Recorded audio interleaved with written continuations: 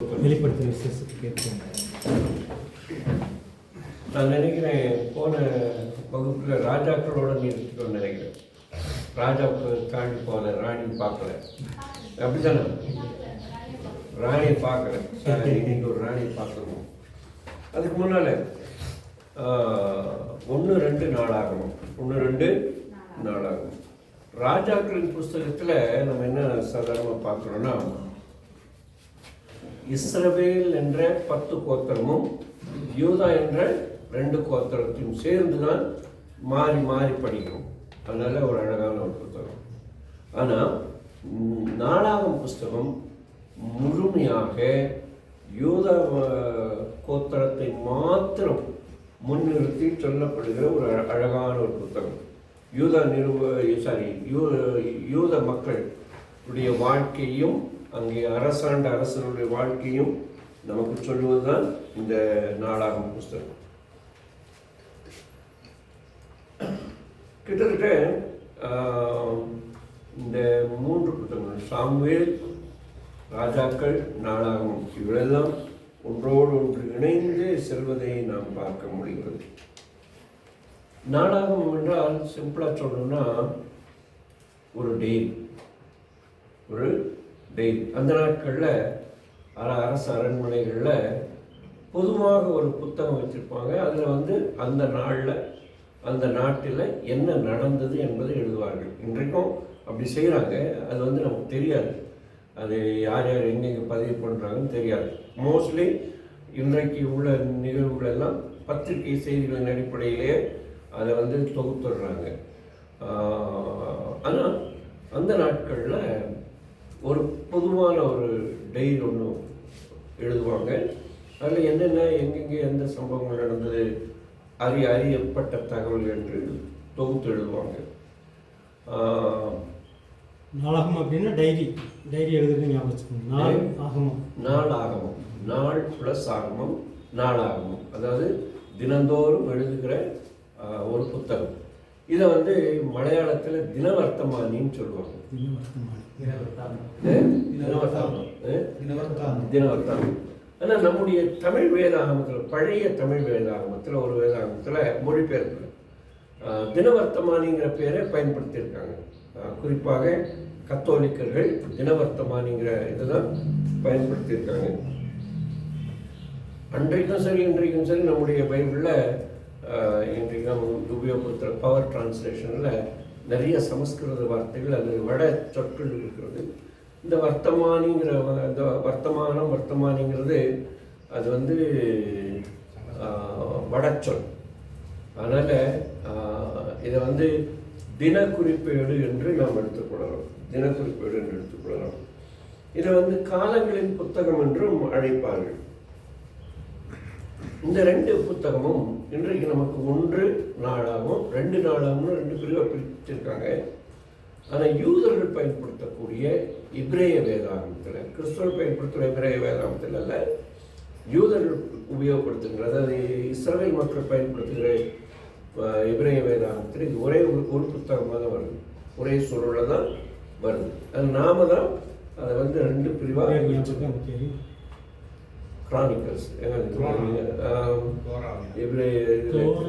தோரான 5 ஆகமங்கள். அதுக்கு என்ன பேர் ஞாபகம் இல்லை. சரி, இந்த புஸ்தகத்தை யார் எழுதினார்கள் என்று சரியாக சொல்ல முடியாவிட்டாலும் எஸ்ரா இதை எழுதியிருக்கக்கூடும் என்று யூத பாரம்பரியம் சொல்கிறது. எஸ்ரா இந்த புத்தகத்தை எழுதியிருக்கலாம் என்று.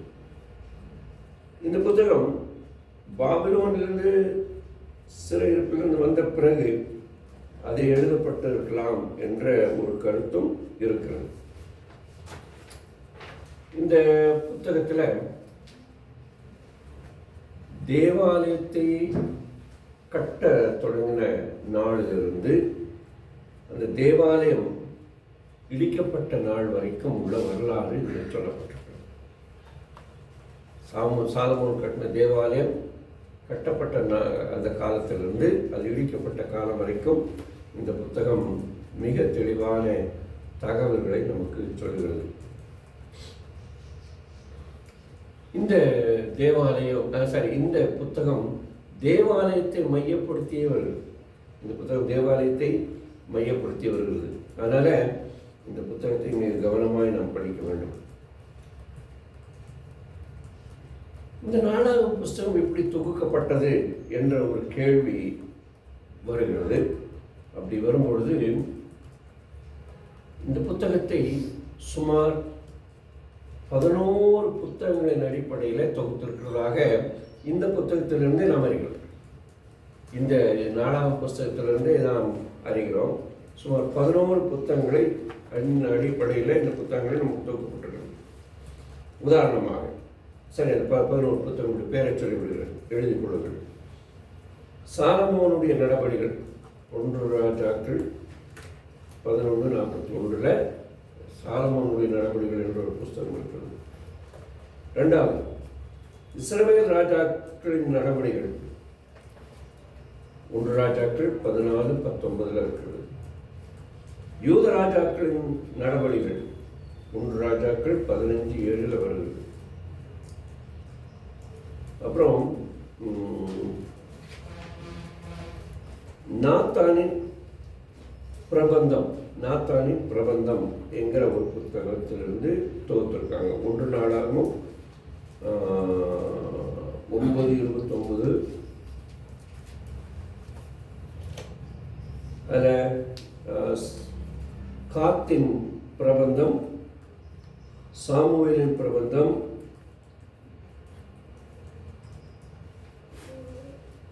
சீரோனின் ஆகிய அகியாவின் பிரபந்தம், சீரோனியனாகிய அகியாவின் பிரபந்தம், நாத்தானின் பிரபந்தம், நாத்தான் இத்தோவின் பிரபந்தம் என்று சொல்லி 2 நாளாகவும் 29, 30 வசனங்களிலிருந்து நாம் அறிய முடிகிறது. இத்தனை புத்தகங்கள் இந்த புத்தகத்தை எழுதுவதற்கு பயன்பட்டிருக்கிறது. அதே போல செமேயாவின் புத்தகம் 2 நாளாகவும் 12-15. உசியாவின் புத்தகம், இது ஏசாயா புஸ்தகத்தில் இது வேண்டாம், சரி, ஓசியாவின் பிரபந்தம். அதே நேரத்தில் மேதியா பெர்ஷியா ராஜாக்களின் புத்தகம்,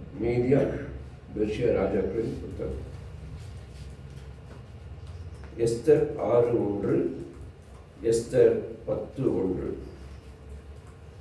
அப்புறம் எஸ்தர் 9:32 எந்த புத்தகமும் சொல்லப்படலை, ஆனால் புத்தகங்களில் எழுதப்பட்டிருக்குதுன்னு ஒரு பெயர் வருகிறது. அதை என்னன்னு நம்ம அப்புறம் பார்ப்போம்.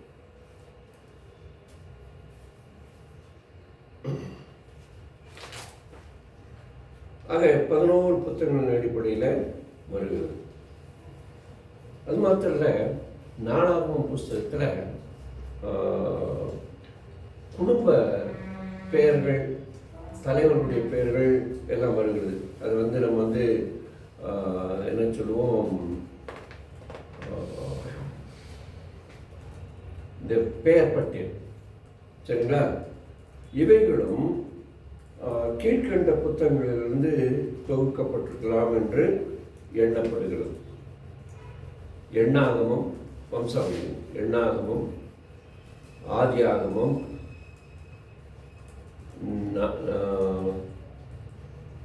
இந்த எண்ணாகமும் ஆதியாகமும் 2 புத்தகத்திலிருந்து எழுதப்பட்டிருக்கிறது.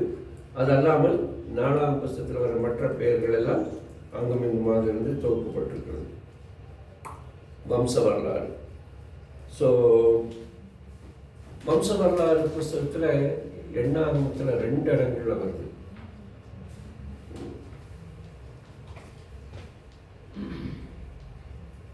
எஸ்ரா புஸ்தகம் 4ஆம் புஸ்தகத்தில் முதல் அதிகாரத்திலிருந்து 10வது அதிகாரம் வரைக்குமே வருகிறது.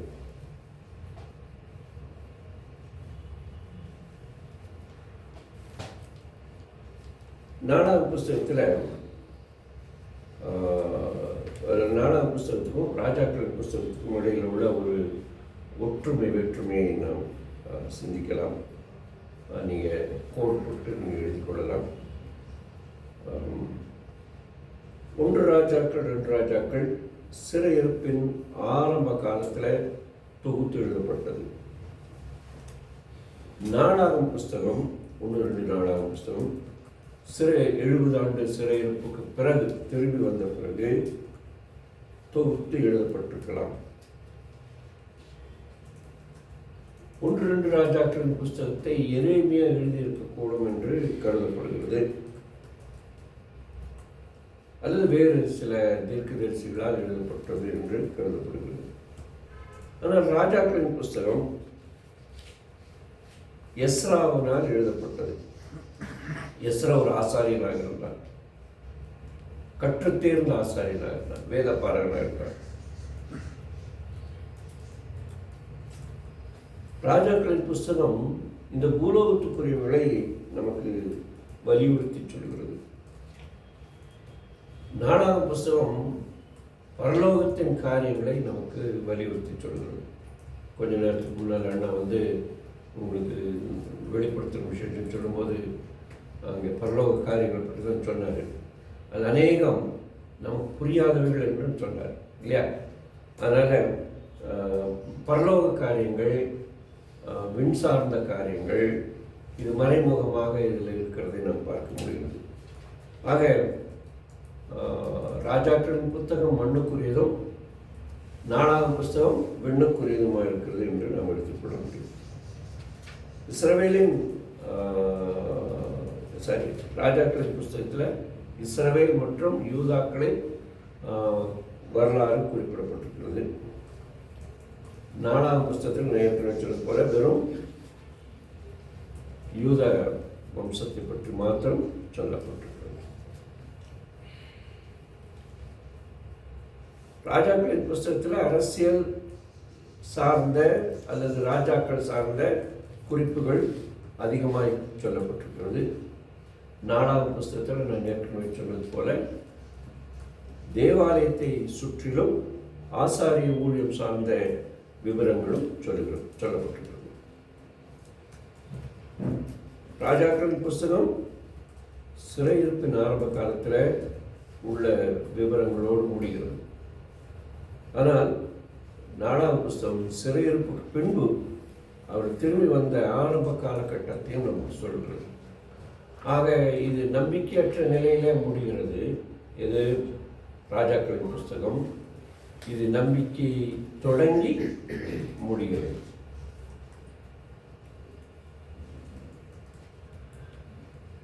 இந்த வம்ச வரலாறுகள் ஏன் முக்கியத்துவம் என்று நாம் பார்க்கும் பொழுது நமக்கெல்லாம் வம்ச வரலாறு தெரியாது. நம்முடைய தாத்தாவுக்கு மேலே நமக்கு தெரியறதுக்கு வாய்ப்பு இல்லை. அப்படிதானே?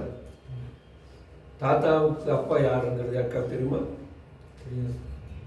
அண்ணனுக்கு.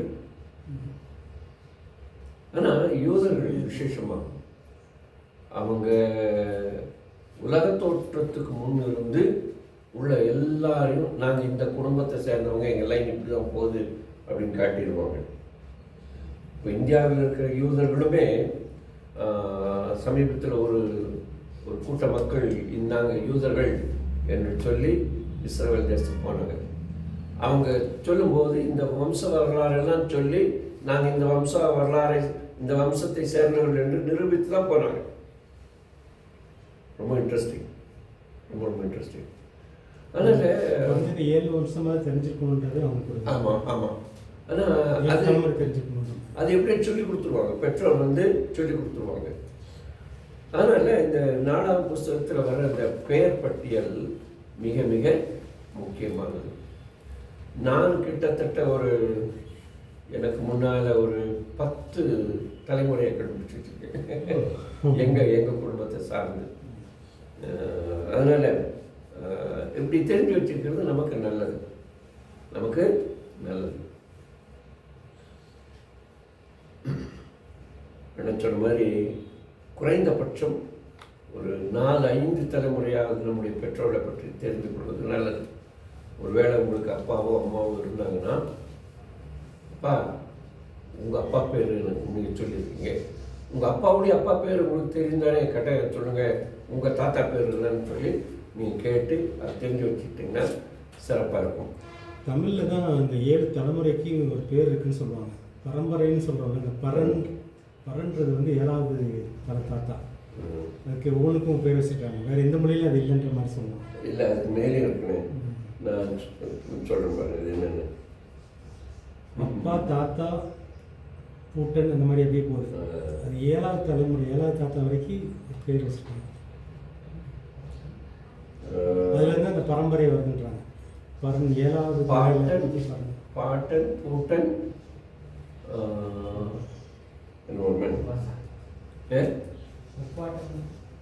பாட்டன் உப்பாட்டன் சரி, அது இதில் இருக்கு. நான் இங்கே எங்கேயும் குறித்து வச்சுருக்கேன், அதை இப்போ கண்டுபிடிக்க முடியல.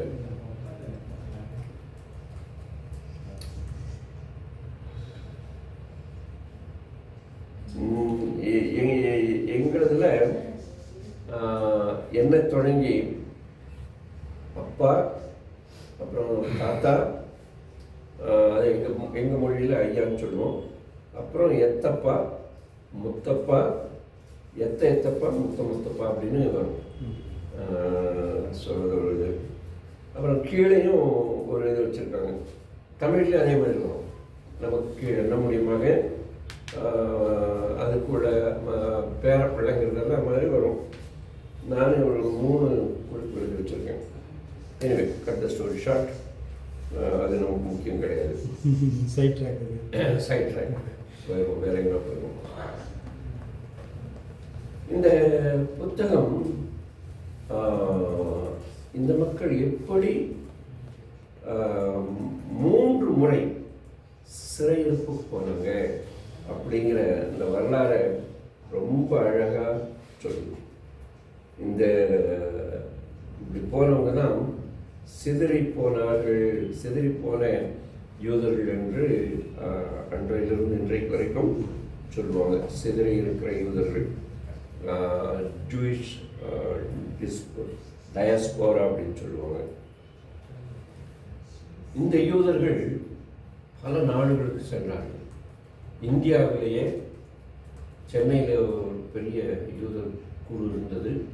ஆனால் அவங்கெல்லாம் இப்போ என்னன்னு தெரியாது. அவங்க எல்லாம் நிறைய பேர் கிறிஸ்டின் ஆகிட்டாங்க. கேரளாவில் ஒரு 4-5 ஊரில் இன்றைக்கு இருக்காங்க. அவங்களுடைய இது அப்படியே ஃபாலோ பண்ணுறாங்க. பூனாவில் இருக்காங்க, பாம்பேயில் இருக்காங்க, கல்கத்தாவில் இருக்காங்க, டெல்லியிலும் இருக்காங்க. இந்தியாவுடைய ஒரு சில தளபதிகளே யூதர்களாக இருந்தாங்க. அதனால் அது ஒரு முக்கியமான இது. இந்த புத்தகம் இஸ்ரவேல் மக்கள், அதாவது யூதய மக்கள் பாவம் செய்த போது தேவன் அவர்களை தண்டித்ததும், நல்ல மனிதர்களை, நல்ல ராஜாக்களை அவர்களை ஆதரித்ததுமாக இங்கே சொல்லப்பட்டது.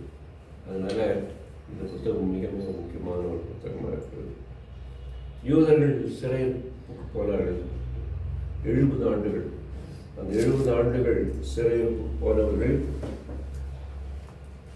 அந்த சிறையிருப்பில் பெற்ற நன்மைகளை இந்த புத்தகம் நமக்கு ஓரளவுக்கு காண்பிக்கிறது. அதுக்கு பாபிலோன் சிறை, அதில் சில நன்மைகளையும் இந்த புத்தகம் சொல்கிறது. ஒன்று, அது வரைக்குமே அவர்கள் இந்த பக்கம் ஒரு காலம் அந்த பக்கம் ஒரு காலம் வச்சுருப்பாங்க. இந்த போட்டில் ஒரு காலம் அந்த போட்டில் ஒரு காலம் வச்சுருப்பாங்க. விக்கிரக ஆராதனை செய்வாங்க, தேவ ஆராதனையும் செய்வாங்க. ஆனால் சிறையிருப்பு போன பிறகு முற்றிலுமாக விக்கிரக ஆராதனையில் விடுபட்டார்கள். அதற்காக ஆண்டவரை ஸ்தோத்தரிக்க வேண்டும். இந்த காலகட்டத்தில் தான் வேத புஸ்தகத்தினுடைய முக்கியத்துவத்தை அவர்கள் அறிந்து கொண்டார்கள். அதனால ஆளுக்கு ஆடு வேதா புஸ்தகத்தை நகல் எடுத்து வைத்துக் கொள்ள ஆரம்பித்தார்கள். அந்த நாட்டில் ராஜாக்கள் தான் நகல் எடுத்து வைக்க வேண்டும், ராஜாக்கள் காலம் வரைக்கும். ஆனால் சிறையிருப்பின் காலத்தில் தனிப்பட்டவர்கள் குடும்பமாக நகல் எடுத்து வைத்திருந்தார்கள். இந்த காலத்தில் தான் இந்த வேதப்பாரகர்கள் என்றவர்களே தோன்றினார்கள். வேதத்தை பாராதவர்கள் வேதப்பாரர்கள் என்ற ஒரு வார்த்தை உண்டு. அதை நான் ஏற்கனவே சொல்லியிருக்கிறேன் நினைக்கிறேன். வேதத்தை பாராமல் படிப்பவர்கள் என்ற ஒரு சொல் அந்த வேதப்பாரர்கள் என்ற சொல்லுக்கு பொருத்தமாக இருக்கும் என்று நான் நம்புகிறேன். ஆனால் அது வேதப்பாரர்கள் என்ற பேர் எப்படி வந்ததுன்னு எனக்கு தெரியாது.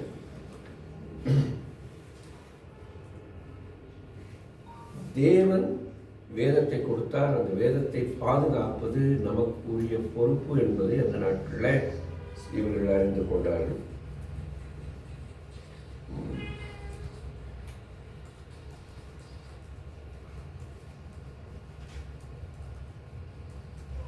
இந்த காலத்தில் தான் நிறைய ஜெபாலயங்கள் தோன்றின.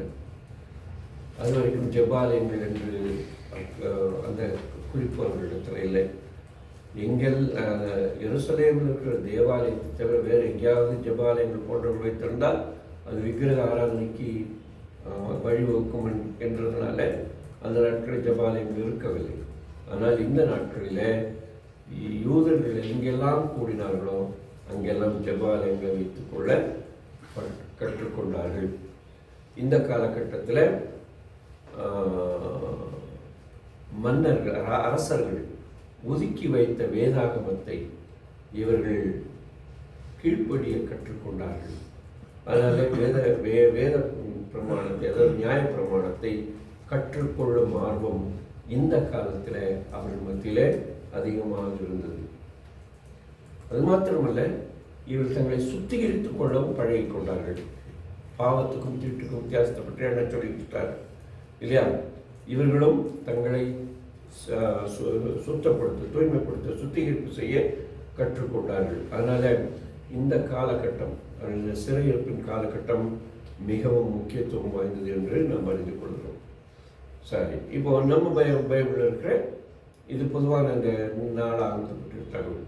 இப்போ நம்முடைய வேதாகமத்தோட முதல் நாளாகமும் ரெண்டாவது நாளாகமத்துக்கு முன்னே உள்ள சில கருத்துக்களை நான் வேகமாக சொல்லிவிட விரும்புகிறேன்.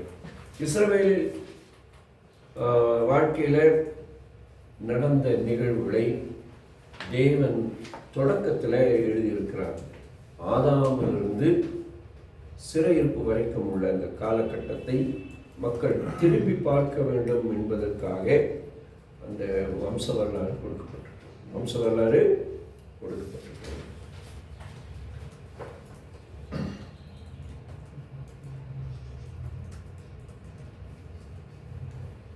வேதாகமத்தில் முக்கியமான சில நபர்களை இந்த பகுதி நமக்கு சொல்கிறது. ஆதாம், ஆபிரகாம், இஸ்ரவேல், யூதா, தாவீது, இஸ்ரவேலின் கோத்திரங்கள், சிறையிருப்பிலிருந்து திரும்பி வந்தவர்கள், ஆசாரியர்கள், லேவியர்கள், அதே போல சவுலின் சில குடும்ப பெயர்கள். இதெல்லாம் இந்த வம்ச வரலாறு உள்ளடங்கி இருக்கிறது. இந்த புத்தகத்தில் 10வது அதிகாரம் 1வது வசனம் தொடங்கி 29வது 30வது வசனம் வரைக்கும் சவுலின் மரணத்துக்கு பிறகு தாவீது அரசராக அபிஷேகம் பண்ணப்பட்ட பிறகு அவர் பெற்றுக்கொண்ட வெற்றி, உடன்படிக்கை பெட்டியை மீட்டு வருதல், எருசலேமிலே ஆராதனைக்கான ஒரு மையத்தை அவர் ஏற்படுத்தினது. அது வரைக்கும் இஸ்ரவேலர்கள் எந்த இடத்துலலாம் அந்த முக்கியமான குரு அல்லது பிரதான ஆசாரியர்கள் அங்கெல்லாம் தேவாலயம் வைத்திருந்தார்கள். சரிங்களா? சீலோவில் இருக்கும், அப்புறம் இன்னொரு இடத்துல இருக்கும், அப்புறம் இன்னொரு இடத்துல இருக்கும். அதனால் ஒரே இடத்துல இருப்பதற்கான ஒரு மையத்தை ஏற்படுத்தினார்கள். இந்த நாட்களிலே தான் லேவியர்களை பாடகர்களாக தாவீது மாற்றினார். அதனால தான் சங்கீத புஸ்தகத்தில் அந்த பாடகர்கள் பாடுவதற்கு வசதியாக சங்கீதங்களை அவர் தொகுத்து எழுதினார். சுருக்கமாக சொல்ல வேண்டுமானால் முதல் அதிகாரம் கிட்டத்தட்ட தாவீதுடைய வாழ்க்கை வரலாறு. இந்த வாழ்க்கை வரலாறுல முக்கியமாக அவனுடைய ஆவிக்குரிய அந்த கருத்துக்கள் தான் சொல்லப்பட்டிருக்கும். அவனுடைய பாவ வாழ்க்கையோ அல்லது அவனுடைய இளமை பருவத்தை இது குறிப்பிடுவதில்லை. இதை நாம் மனதில் கொள்ள வேண்டும். 2வது நாளாகமம் புஸ்தகம் ஒரு நன்னெறிகளையும் சீர்திருத்தங்களையும் நமக்கு முன்னிறுத்தி சொல்கிறது. அநேக ராஜாக்களுடைய பெயர்கள் தான் வரும். ஆனால் கிட்டத்தட்ட 20 ராஜாக்களுடைய பெயர்கள் வந்தாலும் குறிப்பாக 5 ராஜாக்களை முக்கியப்படுத்தி இந்த புத்தகம் எழுதப்பட்டிருக்கிறது. இந்த 5 ராஜாக்களும் 5 வித அவருடைய காலத்தில் 5 விதமான ஆவிக்குரிய எழுப்புதலை கொண்டு வந்தார்கள். அதை முக்கியப்படுத்துகிறது இந்த புத்தகம். இந்த நாட்களிலே தான் எசேக்கியாவினால வந்த அந்த சீர்திருத்தம் அல்லது எழுப்புதலின் காலத்தில் அவர் கண்டுபிடித்த நியாயப்பிரமாண புஸ்தகம் முக்கியத்துவமாகிறது. அதற்கு பிறகு அதை வெளிப்படையாக படித்து அதனுடைய அந்த வெளிப்படையை படித்ததனுடைய பலனாக அநேகர் மனம் திரும்பினதையும் தங்களுடைய வாழ்க்கையை புதுப்பித்தலையும் நாம் பார்க்க முடிகிறது. சாலமோனுடைய ஆட்சி காலத்தில் எழுப்புதல் என்று சொல்ல முடியாது. அவர் தகப்பனுடைய வழியில் வந்ததுனால இவரும் ஒரு நல்ல மனிதராக நல்ல அரசராக முதல் 20 வருடம் ஆட்சி செய்ததினால் அவரை முக்கியத்துவப்படுத்துவது. அவருடைய வாழ்க்கை 2 பிரிவாக பிரிக்கலாம். முதல் 20 ஆண்டுகள் நல்ல ஒரு மனிதனாக, தெய்வ பக்தி உள்ள ஒரு மனிதனாக, கடவுளுக்கு பயந்த மனிதனாக இருந்தார். அதற்கு 2வது பகுதியில் அந்த நாட்களில் சாலமோனுடைய ஆட்சியில் சமாதானம் இருந்தது. சாலமோன் என்றாலே சமாதானம் தானே. சரி, சாலமோன் ஆட்சி காலத்தில் சமாதானம் இருந்தது, வல்லமை இருந்தது, ஞானம் இருந்தது, செழிப்பு இருந்தது, புகழ் இருந்தது. அந்த நாட்களை பொற்காலம் என்று அழைப்போம். ஆனால் அவருடைய 2வது 20 ஆண்டுகளில் அவர் சரி, அதுக்கு முன்னால் இந்த முதல் 20 ஆண்டுகள் தான் அவர் தேவனுக்கென்று தேவாலயத்தை கட்டினார், தனக்கென்று ஒரு அரண்மனையை கட்டினார். இதெல்லாம் பார்க்கிறோம். நிறைய கட்டடங்களாக கட்டினார். 2வது காலகட்டத்தில் அவருடைய மரணம் வரைக்கும் அதை ஒரு விதமான இருண்ட காலம் என்று சொல்கிறோம். முழு இருண்ட காலம் என்று சொல்ல முடியாது, ஒரு வகையான இருண்ட காலம். ஏனென்றால் அந்த நாட்களில் அவரே பாவத்தில் விழுந்து விடுகிறார். மனைவிகளை பிரியப்படுத்துவதற்காக அவர்களுக்காக கோயில்களை கட்டினார், பல கோயில்களை கட்டினார். அப்படி கோயில்களை கட்டும்போது அவர்களுக்காக வேண்டி அந்த விக்கிரகங்களுக்கு பணியேற்பும் செய்தார். அதனால் இந்த காலகட்டங்கள் மிகவும் மோசமான காலகட்டம் என்று இந்த 2வது காலகட்டத்தை நாம் சொல்கிறோம். சாலமோனுடைய 40 ஆண்டு காலத்தின் இறுதியில் அவர் காலமாகி விடுகிறார். அவர் காலமான மாத்திரத்தில் அவருடைய மகன் ரெகோபயாம் ஆட்சிக்கு வரும் பொழுது அவன் சிறு பிள்ளைத்தனமாக இஸ்ரவேல் மக்களுடைய வேண்டுகோளுக்கு செவிசாய்க்காமல் போனதுனாலே அவன் நாடு 2ஆக பிளவுபட்டது. அங்கே தொடங்கின பிளவு இன்று வரைக்கும் இருக்கிறது. ஆனால் ஆண்டவர் தம்முடைய தெய்வீக வல்லமையினாலே ஒரு குறிப்பிட்ட காலத்தில் நான் ஏற்கனவே போன வகுப்பில் சொன்னது போல அந்த பழைய இஸ்ரவேலர்கள் பக்தியில் இருந்தவர்கள் யூதர்களோடு தங்களை சங்கமித்துக் கொண்டார்கள். மற்றவர்கள் காணாமல் போய்விட்டார்கள். காணாமல் போன 10 கோத்திரம் என்று பைபிள் ஹிஸ்டரி சொல்லுது. அவர்கள் எங்கே காணாமல் போனார்கள்?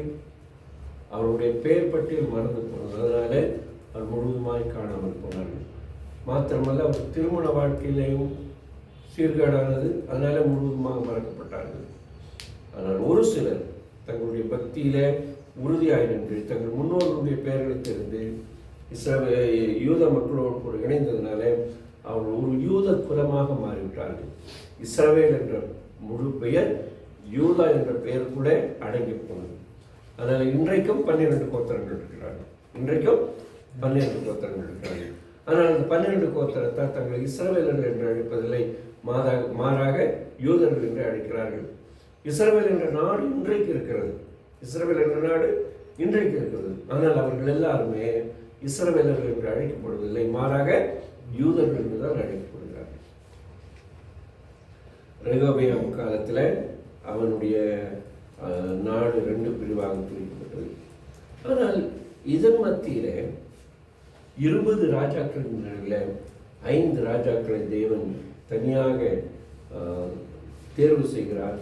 அந்த ராஜாக்களுக்காக முக்கியமான அந்த ராஜாக்களால் முக்கியமான எழுப்புதல் வந்தன. முதலாவது ஆசா என்ற மன்னன் 14வது அதிகாரத்திலிருந்து 16வது அதிகாரம் வரைக்கும் ஒரு பெரிய எழுப்புதலை அந்த அரசர் கொண்டு வருகிறார்.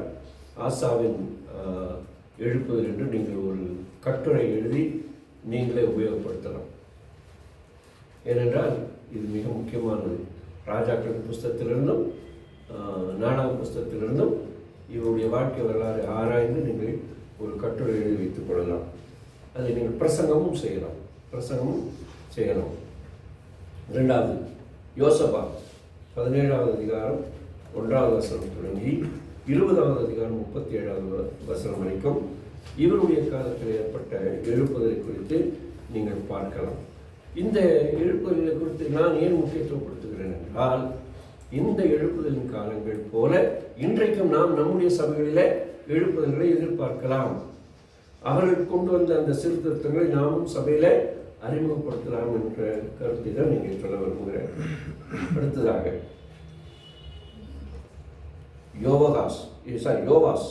யோவாஸ் மன்னர் 23வது அதிகாரம் 16வது வாக்கியம் தொடங்கி 24வது அதிகாரம் 27வது வசனம் வரைக்கும் வருகிறது. யோவாசுடைய எழுப்புதல் காலத்தில் நடந்த எழுப்புதல் இன்றைக்கும் நாம் 1905வது ஆண்டில் ஏற்பட்ட பெந்தேகோஸ்தே எழுப்புதல் என்று சொல்கிறோம் அல்லவா? அதே போல இவர்களுடைய காலத்தில் அப்படிப்பட்ட எழுப்புதல் வந்தது. அடுத்ததாக எசேக்கியாவின் எழுப்புதல் 29வது அதிகாரம் 1வது வசனம் தொடங்கி 32வது அதிகாரம் 33வது வசனம் வரைக்கும் வருகிறது. எசேக்கியாவின் எழுப்புதல் மிக சிறந்த எழுப்புதல். அதை நீங்கள் மனதில் வைத்துக் கொள்ளலாம். எசேக்கியா பொதுவாக எசேக்கியாவின் எழுப்புதலை நாம் சர்வசாதாரணமாக எல்லா இடங்களிலும் படிக்கிறோம். கடைசியாக யோசியாவின் எழுப்புதல் 34வது அதிகாரம் 1வது வாக்கியம் தொடங்கி 35வது அதிகாரம் 27வது வாக்கியம் வரைக்கும் வருகிறது. சரி, இவர்கள் எல்லாரும் ஆவிக்குரிய சீர்திருத்தங்களையும் தேவாலயத்திலே நடந்த அந்த ஆராதனையில ஏற்படுத்தின சீர்திருத்தங்களையும் நாம் பார்க்க முடிகிறது. ஆகவே இந்த சீர்திருத்தத்திற்கு காரணமாக இருந்த இந்த அரசர்களை மையப்படுத்தி தான் இந்த 2 நாளாகும் புஸ்தகம் எழுதப்பட்டிருக்கிறது. பாபிலோன் அரசர் நேபுகாத்நேச்சார் சிறைப்பிடித்து சென்றவர்கள் பெர்சியா மன்னர்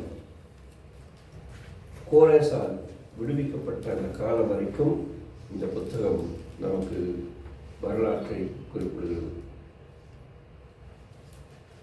ஆக இது ஒரு முக்கியமான ஒரு புத்தகம். இந்த புத்தகம் முதல் நாளாகவும் வேத புஸ்தகத்தில் 13வது புஸ்தகம். இதில் 29 அதிகாரங்கள் இருக்கிறது, 942 வசனங்கள் இருக்கிறது, 19 கேள்விகள் இருக்கிறது.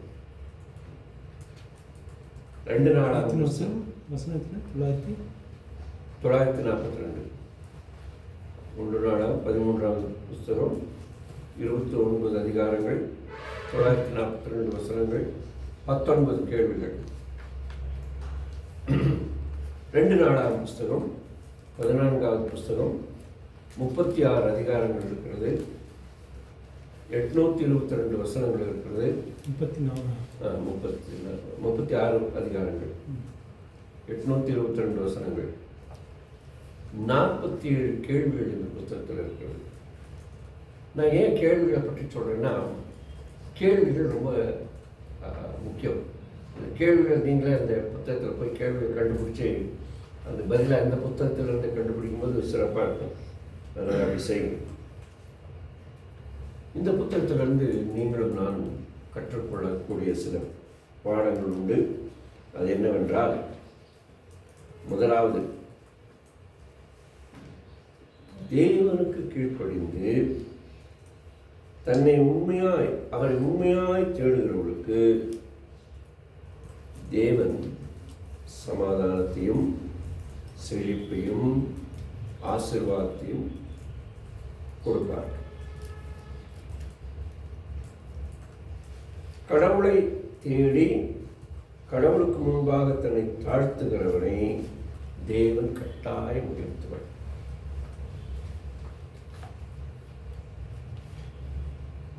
இதை சாலமோனின் வாழ்க்கையிலிருந்து நாம் கற்றுக்கொள்கிறோம். அடுத்ததாக,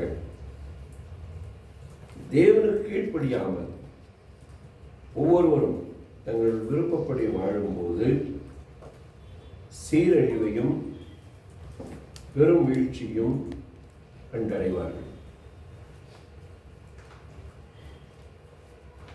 இந்த புத்தகம்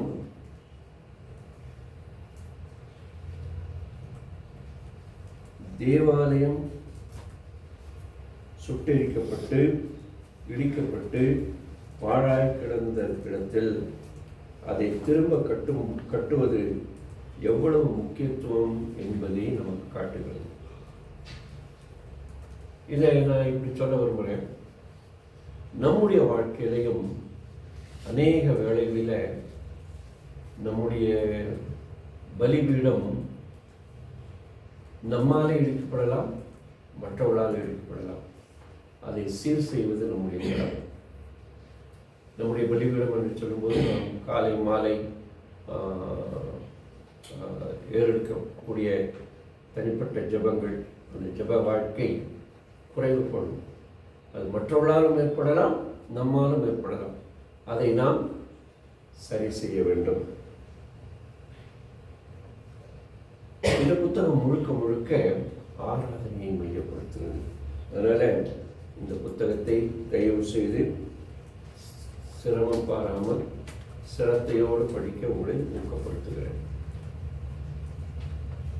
அடுத்ததாக இஸ்ராவின் புஸ்தகம் நாளாகமத்தை தொடர்ந்து அது தொடர்ச்சியாக காணப்படுகிறது. ஒருவேளை இதையெல்லாம் தொகுத்து எழுதியிருந்தால் வேறு ஏதாவது இருப்பார்கள் நினைக்கிறேன். அதனால் இஸ்ராவுக்கு தனியாக இந்த புத்தகம் பிரதிஷ்டை பண்ணப்பட்டிருக்கிறது. எஸ்ரா, நெகேமியா என்ற புத்தகங்கள் 1 ராஜாக்கள் 2 ராஜாக்களைப் போல ஒரே புத்தகமாக வருகிறது. இதையும் நாம் ஏற்கனவே சொன்னது போல அவர்களுடைய தனிப்பட்ட குறிப்பேடுகள் அல்லது டைரி என்று நாம் எடுத்துக்கொள்ள முடியும். முதலாம் எஸ்ரா, 2ஆம் எஸ்ரா என்பதுதான் எபிரேய வேதாகமத்துடைய பெயர்.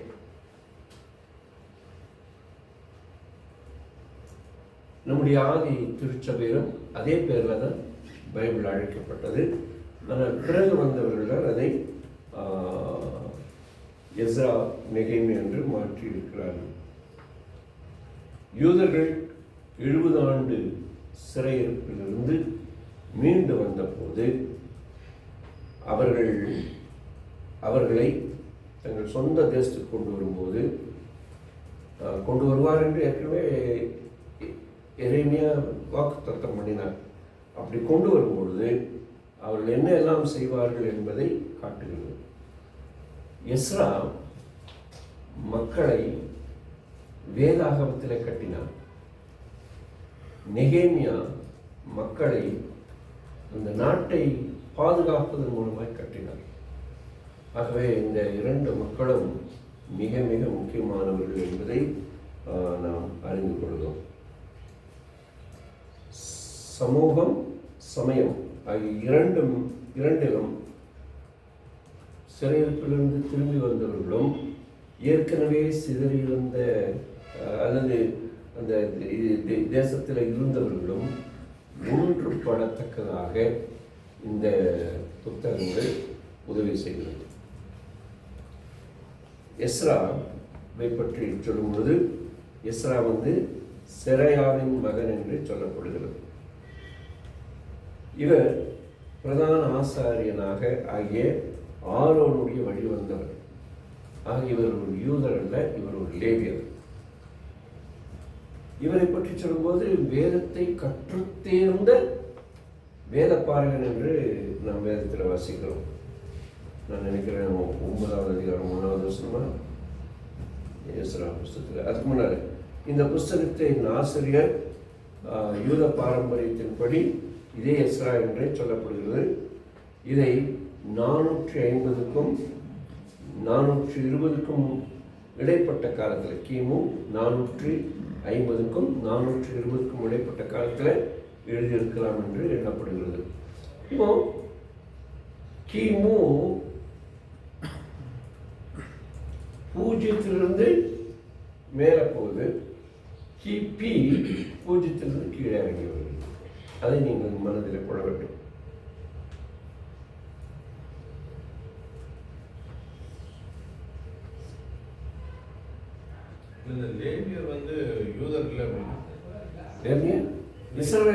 இஸ்ரவேல் மக்களில் ஒரு கோத்திரம் லேவியர் கோத்திரம். லேவியர் கோத்திரத்துக்கு தனியாக இடமோ அவருக்கு ஒரு தனிப்பட்ட வம்ச வழியோ சொல்லப்படலை. ஆனால் அவர்கள் யூதர்களில் ஒருவராக கருதப்பட்டார்கள். குறிப்பாக பாபிலோன் சிறைக்கு பிறகு யூதர்களாகவே அவர்கள் கருதப்பட்டார்கள். நாம் தான் லேவியர்கள் என்று தனிப்பட்ட முறையில் சொல்கிறோம். மற்றபடி அவர்கள் லேவிய கோத்திரத்தை சேர்ந்தவர்கள், 12 கோத்திரத்தோடு. இவர் மக்களுக்கு உபவாசம் செய்வது என்ன, ஜெபம் செய்வது எப்படி, பாவ அறிக்கை செய்வது என்றால் என்ன என்பதை கற்றுக் கொடுத்தார். இவருடைய காலத்தில் கலப்பு திருமணம் செய்தவர்களை அவர் கடிந்து கொண்டு அவர்களை பிரித்து வைத்தார். சிலரை சீர்படுத்தினார். இஸ்ரவேல் மக்கள் பழைய நிலைமைக்கு கொண்டு வருவதற்கு இவர் மிக முக்கிய காரணமாக இருந்தார். இவரை மிக சிறந்த சீர்திருத்தவாதி என்று சொன்னால் அதில் எந்த குறைபாடும் இல்லை. இந்த புத்தகத்தை நாம் 4 பிரிவுகளாக பிரிக்கலாம்.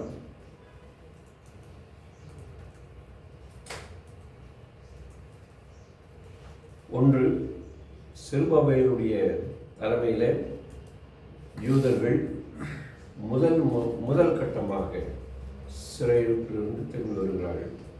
நான் ஏற்கனவே சொன்னேன், பாபிலோனுக்கு 3 முறை சிறையிருப்பாக கொண்டு போனார்கள். 3 முறை.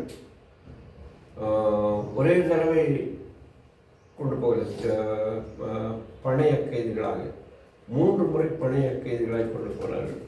அதே போல் அவர் திரும்பி வரும்போது 3 முறை விடுதலை செய்து கொண்டு வரப்பட்டார்கள். முதல் முறை செருபாபேலுடைய தலைமையில் முதல் கட்டமாக திரும்புவார்கள். முதல் அதிகாரத்திலிருந்து முதல் வசனத்திலிருந்து 2வது அதிகாரம் 70வது வசனம் வரைக்கும் உள்ள பகுதியில் நாம் அதை அறியலாம். 2வது, எருசலேம் தேவாலயம் கட்டப்பட்டு பிரதிஷ்டை செய்யப்படுகிறது. 3வது அதிகாரம் 1வது வசனத்திலிருந்து 6வது அதிகாரம் 22வது வசனம் வரைக்கும். 3வதாக எஸ்ராவுடைய தலைமையில் யூதர்கள் 2ஆம் கட்டமாக வருகிறார்கள். எருசலேமுக்கு திரும்பி வருகிறார்கள். 3வது 2வது எஸ்ராவின் தலைமையில் 2வது. எஸ்ராவின் காலத்தில் எஸ்ரா மக்களை நான் ஏற்கனவே சொன்னது போல ஜெபத்திலும் வேத வாசிப்பிலும் அவர்களை சீர்திருத்தம் செய்கிறார். முக்கியத்துவத்தை முன்னிறுத்தி சொல்கிறார். எஸ்ராவுடைய இந்த நிகழ்வுகளை, ஜெபம் போன்ற காரியங்களை 9வது அதிகாரம் முதல் வாக்கியம் தொடங்கி 10வது அதிகாரம் 44 வரைக்கும் படிக்கலாம். 3வது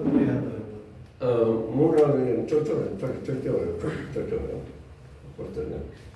இந்த பெர்ஷியா ராஜாவாகிய கோரேஸ் கிமு 538ஆம் ஆண்டு கிமு 538ஆம் ஆண்டு பாபிலோனில் இருந்த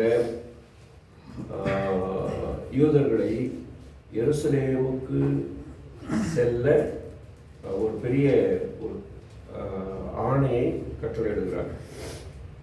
அந்த ஆணையை பிறப்பித்த போது செருபாபேலுடைய தலைமையில் சுமார் 50,000 யூதர்கள் முதல் கட்டமாக இஸ்ரவேல் நாட்டுக்குள்ளாக வந்தார்கள்.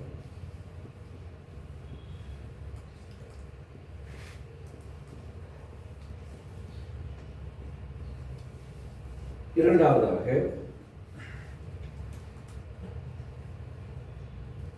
சுமார் 16 ஆண்டுகளுக்கு பிறகு கிமு 536 வருஷம் தேவாலயம் இடிக்கப்பட்டிருந்த இடத்துல தேவாலயம் கட்ட தீர்மானிக்கிறார்கள். அதற்கு தடை வருகிறது.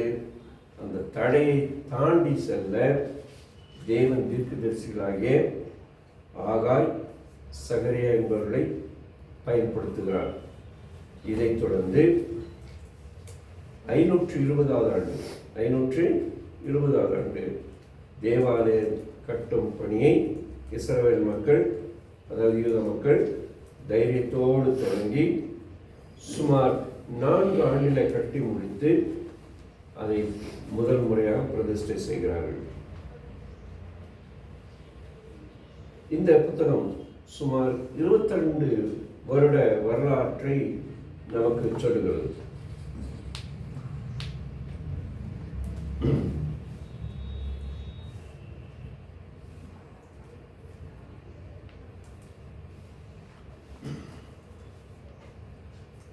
ஏழாவது அதிகாரத்திற்கு பிறகு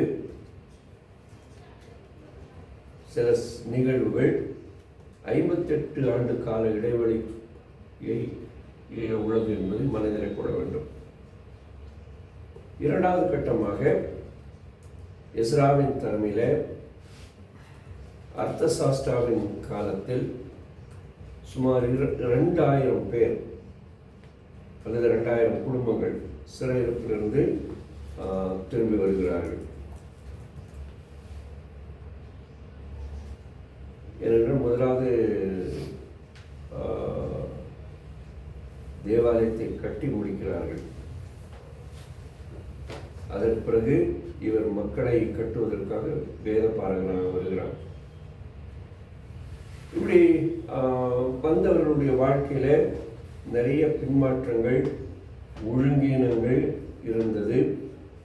அதற்காக எஸ்ரா முதலாவது ஆண்டவரிடத்தில் கதறி ஜெபிக்கிறார், மன்றாடி அழுகிறார். அதன் விளைவாக மக்கள் பலர் மனசாட்சியிலே குத்தப்பட்டு பாவங்களை அறிக்கையிடுகிறார்கள்.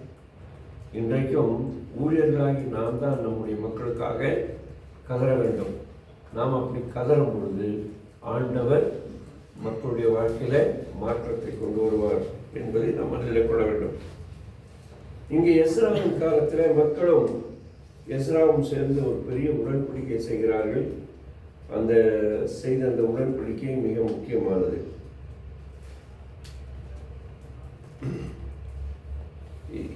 இஸ்ரவேல் மக்கள் எழுத்துப்படியான ஒரு தேவாலயத்தை செருபாபேல் தலைமையில் கட்டினாலும், கவனமாக கேளுங்க, செருபாபேலுடைய தலைமையில் இந்த 4 ஆண்டுகளில் எழுத்துப்படியான ஒரு தேவாலயத்தை கட்டினாலும் எஸ்ராவின் காலத்தில் அதை ஆவிக்குரிய தேவாலயமாக கட்டி எழுப்பினார். ஏனென்றால் அன்றைக்கு தேவாலயம் கட்டப்பட்டது, கட்டடம் இருந்தது, பலிபீடம் இருந்தது, பிரகாரம் இருந்தது, எல்லாம் இருந்தது. ஆனால் அவர் கையில் என்ன இல்லை? வேத வாக்கியம் இல்லை. இந்த வேத வாக்கியத்தை அவர் கொடுத்தார்கள்.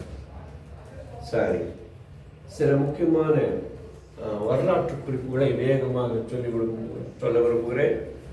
கவனமாக கேட்கும்படி கேட்டுக்கொள்கிறேன். வரலாற்று நிகழ்வுகள்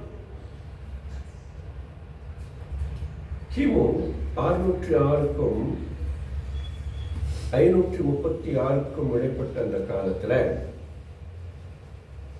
3 கட்டமாக இஸ்ரவேல் மக்கள், யூதா மக்கள் பாபிலோனுக்கு சிறைப்பிடித்துக் கொண்டு போகப்பட்டார்கள்.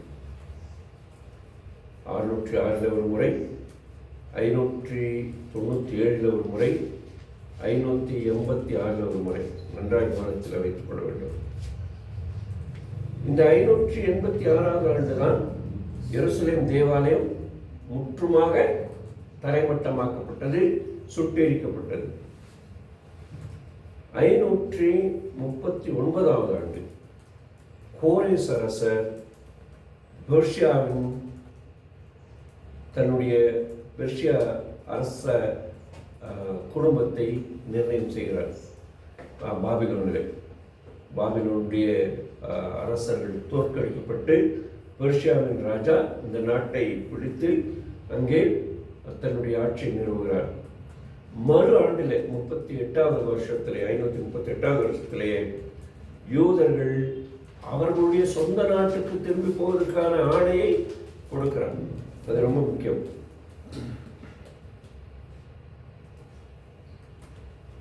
அப்படி வந்தவர்கள் செருபாபேலுடைய தலைமையில் வருகிறார்கள். நான் நேற்று சொன்னேன் 50,000 பேர் வருகிறார்கள்.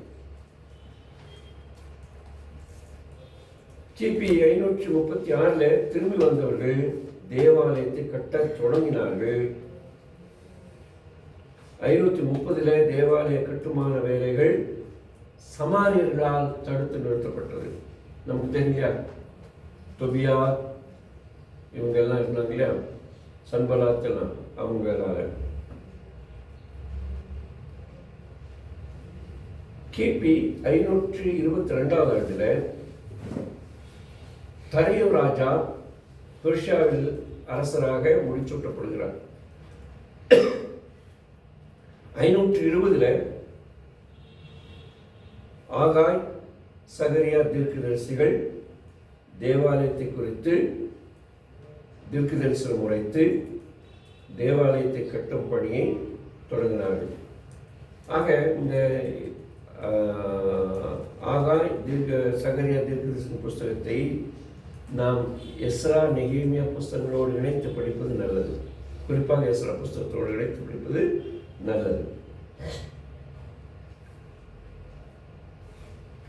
516 தேவாலயம் கட்டி முடிக்கப்பட்டு பிரதிஷ்டை செய்யப்படுகிறது.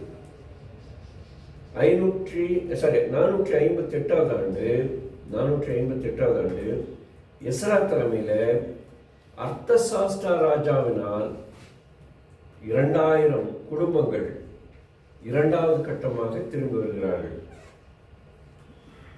இப்போ ஐயா நீங்க கேட்ட கேள்வி என்பது கிமு 445வது ஆண்டில் நெகேமியாவுடைய தலைமையில், நெகேமியா புஸ்தகத்தில் வாசிக்கிறோம். நெகேமியா ஒரு பானபாத்திரக்காரர், அரச அரண்மனையில் இருக்கிறார். அவருடைய காலகட்டத்தில் ஒரு சிறிய கூட்டம், எத்தனை பேர் என்று சொல்ல முடியல, ஒரு சிறிய கூட்டம் 3வது கட்டமாக சிறையிருப்பிலிருந்து திரும்பி வருகிறார்கள். எப்படி 3 கட்டமாக சிறை பிடித்து சென்றார்களோ, சிறைப்பிடிக்கப்பட்டார்களோ, அதே போல 3 கட்டமாக திரும்ப வருகிறார்கள். பணைய கைதிகளாக, அதாவது சிறைப்பு என்ற வார்த்தைக்கு இன்றைய தமிழ் வார்த்தை பணைய கைதிகளாய் கொண்டு போகப்பட்டவர்கள்.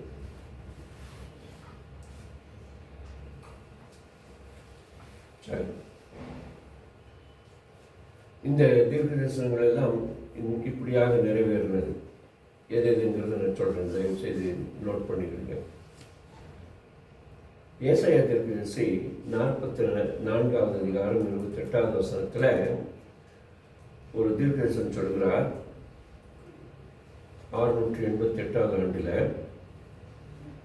கோரேஸ் என் மேய்ப்பன், அவன் சிறையிருப்பிலிருந்து ஜனங்களை எருசலேமுக்கு திருப்பி அழைத்து தேவாலயத்தை கட்டுவான் என்று தீர்க்கதரிசனம் உரைத்தார். 44:28 வீட்டில் போய் படித்துக் கொள்ளுங்கள். அதே போல அது நிறைவேறினது 539. இரண்டாவதாக எரேமியா தீர்க்கதரிசனம் சொல்கிறார். தேவ ஜனங்களை சிறைப்படுத்தின நிமித்தம் பாபிலோனின் அக்கிரமத்தை விசாரிப்பேன் என்று 605வது ஆண்டு தீர்க்கதரிசனம் கொடுக்கிறார். இதை நாம் 539வது ஆண்டு பாபிலோன் ராஜாவை அல்லது பாபிலோன் அரசை கோரேஸ் மன்னன் பிடித்தது நிமித்தமாக இந்த பாபிலோனின் ராஜாக்களை நியாயம் விசாரிக்கப்பட்டார்கள். எரேமியா 29:10 பாபிலோனிலே 70 வருடம் சிறை இருப்பார்கள் என்று, அதன் பிறகு விடுதலை அடைவார்கள் என்று 594 ஆண்டு தீர்க்கதரிசனம் உரைக்கப்பட்டது எரேமியாவாலே. அது கிமு 538 ஆண்டு செருபாபேல் தலைமையிலிருந்து அவர்கள் விடுதலையாக ஆக்கப்பட்ட போது நிறைவேறினது. ஆக வேதவசனங்களிலே சொல்லப்பட்ட எந்த தீர்க்க தரிசனமும் பொய்யானது அல்ல என்பதை நிரூபிக்கின்றது.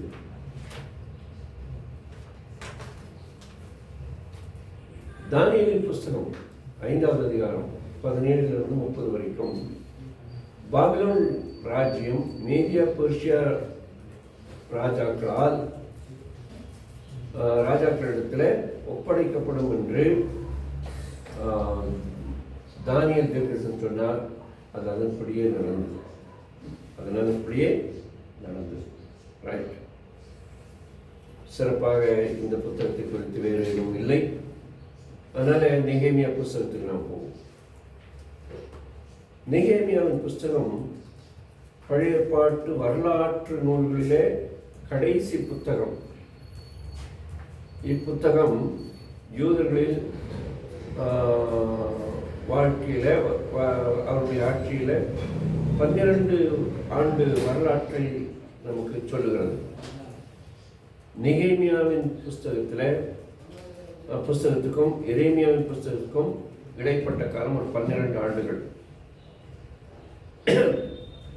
பாபிலோன் சிறையிருப்பிலிருந்து யூதர்கள் 3 பிரிவுகளாக எருசலேமுக்கு திரும்பினார்கள் என்று நாம் பார்க்கிறோம். ஏற்கனவே சொன்னோம். 2 கட்ட நிலைமைகளிலே யூதர்கள் எருசலேம் திரும்பி வந்த போது அதை குறித்த எஸ்ராவின் புஸ்தகத்திலும் நெகேமியாவின் புஸ்தகத்திலேயும் நாம் பார்க்க முடிகிறது. 3வது கட்டமாக நெகேமியாவினால் அழைத்து வரப்பட்டவர்கள் என்று பார்க்கிறோம். முதல் 2 பகுதிகள் எஸ்ராவின் புஸ்தகத்தில் வாசிக்கிறோம்.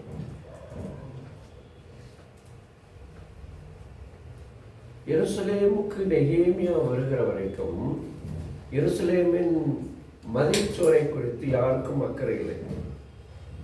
அவர்களுக்கு இருந்ததெல்லாம் வேதத்திலே மக்களை கட்ட வேண்டும், அவர்களுக்கு என்று ஒரு தேவாலயம் கட்ட வேண்டும் என்பதே இருந்தது.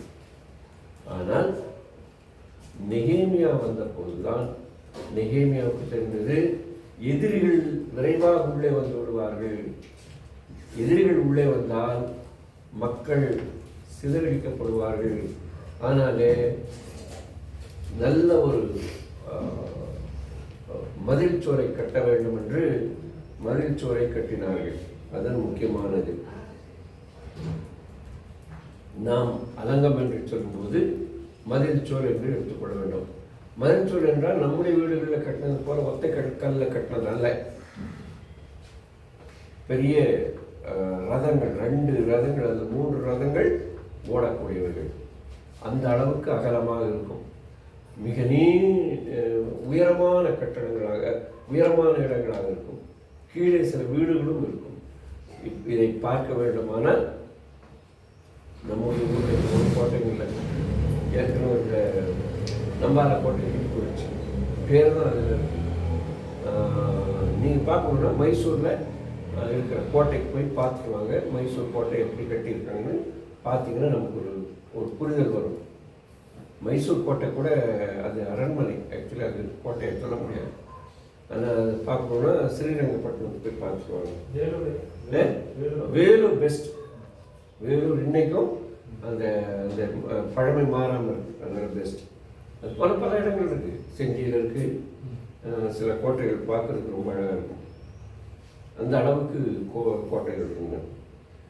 அதனால தான் அந்த கோட்டையை இடிக்கிறதுக்கு ரோமர்கள் பல முயற்சி பண்ணி தோற்று போய் கடைசியில் ரோமர்கள் அந்த எருசலேம் கோட்டையை பிடிச்சாங்க.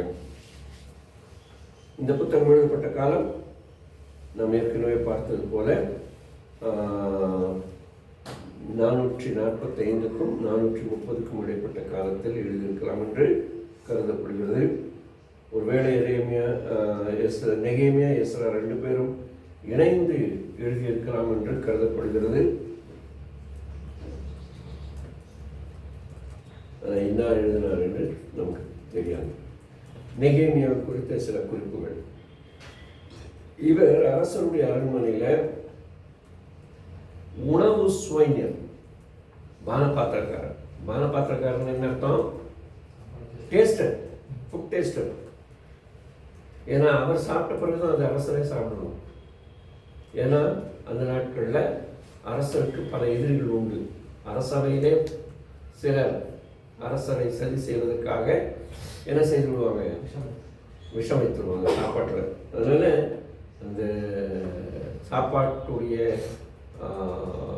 இது விஷம் இருக்கா இல்லைங்கிறது பார்க்குறதுக்கும், அது நல்ல விதமாக உப்பு போட்டிருக்காங்களா காரம் சேர்த்துருக்காங்களாங்கிறத கண்டுபிடிக்கவும் என்ன செய்வாங்க? இவங்க தான் டேஸ்ட் பண்ணுவாங்க. அவங்க டேஸ்ட் பண்ண பிறகு தான் ராஜாவுக்கே போகும், மற்றவர்களுக்கும் போகும்.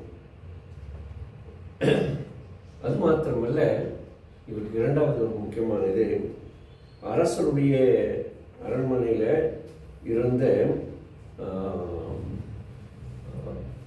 ஆவணங்களை பாதுகாக்கின்ற ஒரு பொறுப்பு இருந்தது. டாக்குமெண்ட்ஸ் எல்லாம் பாதுகாக்கிற பொறுப்பு அவருக்கு இருந்தது. இன்னைக்கு மாதிரி பெரிய பெரிய பியூரோக்கள் எல்லாம் இல்லைன்னு நினைக்கிறேன் அந்த நாட்களில். அதனால் ஒரு அறையில் அதெல்லாம் அடுக்கி வைக்கப்பட்டிருக்கும். இன்றைக்கும் பழைய சில ரெஜிஸ்டர் ஆஃபீஸ் பண்ணிங்கன்னா டாக்குமெண்ட் ரூம் வச்சுருப்பாங்க, அதில் புக்ஸ் தான் அடக்கியிருப்பாங்க. அதுபோல் இடங்களை பாதுகாக்கிறது. இவருடைய தலைமைத்துவம் ரொம்ப சூப்பர்.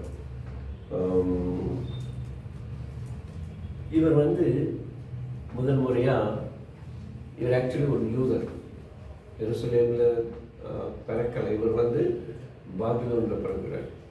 பாபிலோனில் பிறந்ததுனால இவருடைய காலத்தில் இவர் வளர்ந்து வரும்போது, ஒரு வாலிபனாக இருந்தபோது நான் நினைக்கிறேன் அவருக்கு சொல்கிறாங்க, எருசலேமில் இருந்த தேவாலயம் இடிக்கப்பட்டது, அங்கே இருக்கிற மதில் சோறு இடிக்கப்பட்டதுங்கிற தகவல் போகுது.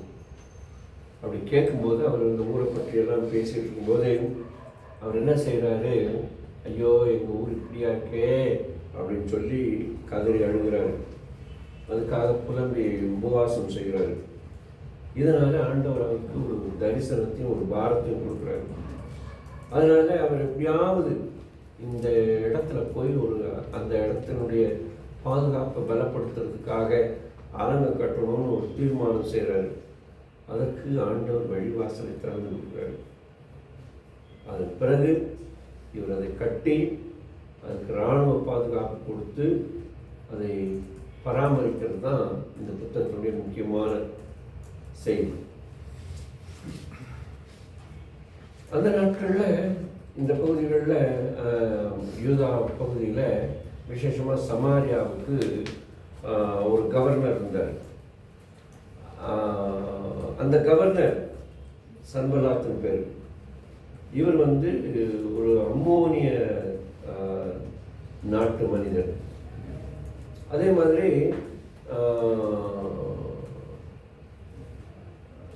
தொபியான்னு ஒருத்தர் இருந்தார்.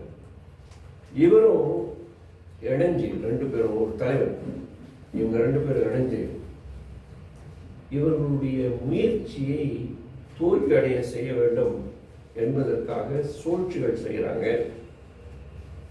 இதனால பலரை இணைச்சி, யூதர்களையும் இணைச்சி இவருக்கு எதிராக கலகம் செய்ய வைக்கிறாங்க. உன் கையால் உன் வரலாறு உன் கண்ணை குத்திக்கோன்னு சொல்லி யூதர்களையே எழுப்பி விடுவாங்க. அந்த நாட்களில் இவர் ஒரு கையில் ஒரு ஆயுதமும் ஒரு கையில் கரண்டியை வச்சு அந்த அலங்கத்தை கட்டுறாரு. அல்லது ஒரு கையில் ஒரு ஆயுதமும் இன்னொரு கையில் கல்லும் வச்சு இந்த அலங்கத்தை கட்டுறாரு. அந்த அளவுக்கு என்ன நிகழ்ந்தது?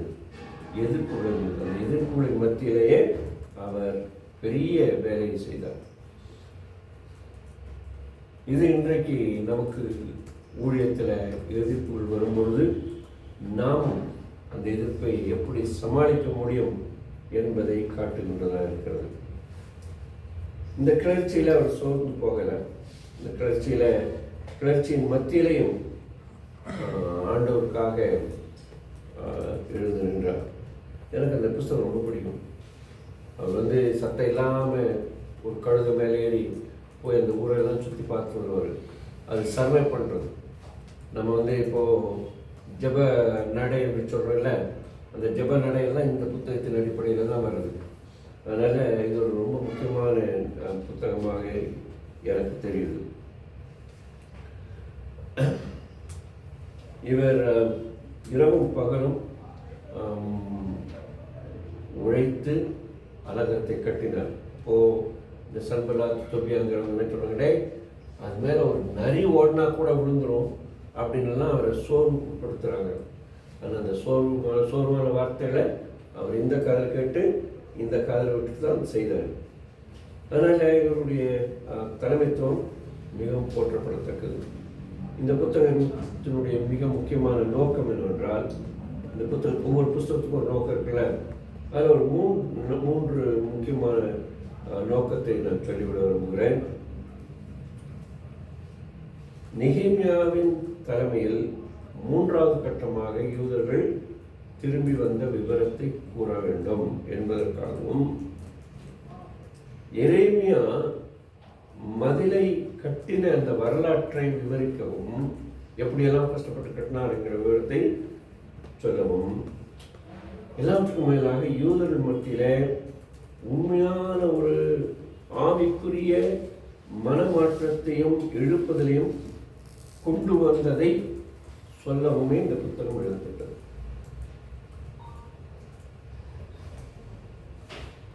இந்த புத்தகம் எஸ்ரா புத்தகத்தின் சம்பவங்களை தொடர்ந்து யூதர்கள் எப்படி தங்களுடைய சுய நாட்டுக்கு, தங்களுடைய சொந்த நாட்டுக்கு, தாய் நாட்டுக்கு திரும்பி வந்தார்கள் என்ற வரலாற்றை கவனமாக தொகுத்து எழுதியிருக்கிறார். அதனால் இது ஒரு மிக முக்கியமான புத்தகம்.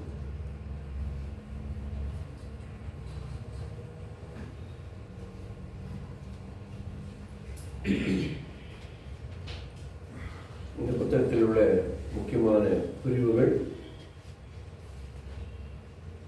முதலாவது, எருசலேமிலே அலங்கத்தை கட்டுதல்.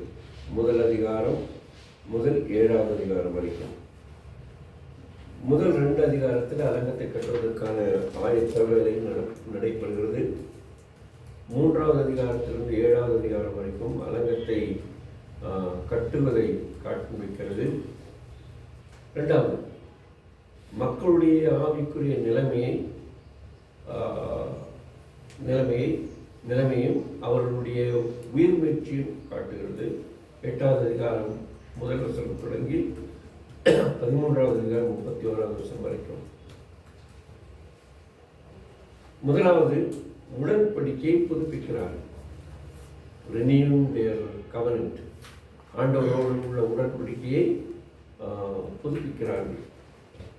நான் முந்தி யூனியன் சர்ச்சில் இருக்கும்போது வருஷத்தில் ஒரு நாள் நாங்கள் அந்த சர்ச்சோடு செய்த உடன்படிக்கையை நாங்கள் என்ன செய்வோம்னா ரினியூ பண்ணுவோம். அது நல்ல ஒரு இதாக இருந்தது.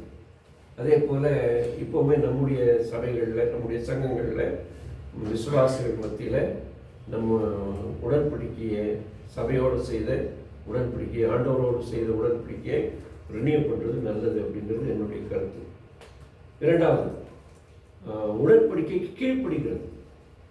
இவங்க சபையோடு உடன்படிக்கை செய்யலை, ஆண்டவரோடு உடன்படிக்கை செய்கிறாங்க, அல்லது ஆண்டவர்களோடு உடன்படிக்கை செய்கிறார், அதை புதுப்பிக்கிறாங்க. 2வது, அந்த உடன்படிக்கை கீழ்ப்படுகிறாங்க, அது வேத வசனங்களுக்கு கீழ்ப்படுகிறாங்க. நாமும் நமக்கு தேவன் செய்த உடன்படிக்கை புதிய உடன்படிக்கை. அந்த புதிய உடன்படிக்கையை நாம் எப்பொழுதெல்லாம் கம்யூனியனில் செல்லுமோ நம்ம ரினியூ பண்ணுறோம். இருந்தாலும் ரினியூக்கென்று ஒரு உடன்படிக்கை செய்வது நல்லது என்று நான் நினைக்கிறேன். முதல் 6 அதிகாரங்களில் அந்த மதில் எப்படி கட்டி முடிக்கப்பட்டது என்ற வரலாற்றையும், அது எப்படி பிரதிஷ்டை செய்யப்பட்டது என்ற வரலாற்றையும் குறிப்பிடுகிறது. 7வது அதிகாரம் முதல் 13வது அதிகாரம் வரைக்கும் நான் ஏற்கனவே சொன்னது போல மக்களை மார்க்க ரீதியாக அல்லது சமய ரீதியாக சீர்திருத்தம் செய்ததையும் யூதர்களுடைய உள் விவகாரங்களை குறித்தும் நெகேமியா அதை எப்படி சீர்படுத்துகிறார் என்பதை குறிக்கிறது. இந்த புத்தகத்துக்கென்று சில சிறப்புகள் உண்டு. அந்த சிறப்பு என்னவென்றால் யூதர்களுடைய கடைசி வரலாற்று நிகழ்வுகளை இந்த புத்தகம் குறிக்கிறது.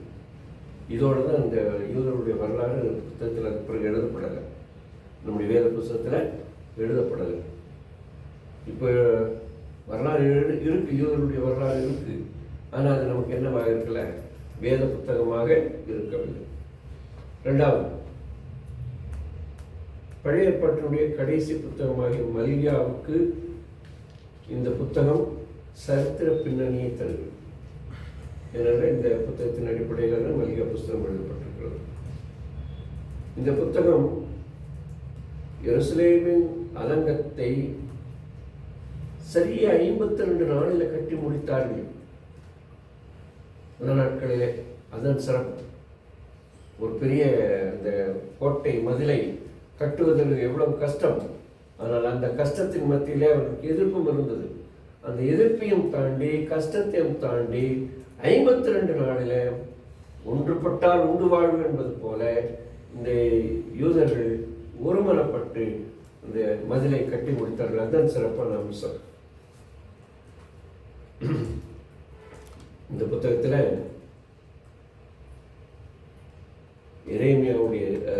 நெகேமியாவுடைய ஜெபம் இங்கே சொல்லப்பட்டிருக்கிறது. முதல் அதிகாரம் 5 முதல் 9 வசனங்கள் வரைக்கும். அந்த ஜெபத்தில் 5 முக்கியமான பகுதிகளை நாம் பார்க்க முடியுது. 1, துதி. 2வது, நன்றி செலுத்துதல். 3வது, மனம் திரும்புதல். 4வது, அர்ப்பணம். அடுத்து வேண்டுதல். இந்த 5 குறிப்புகளை இந்த புத்தகம் நமக்கு சொல்கிறது.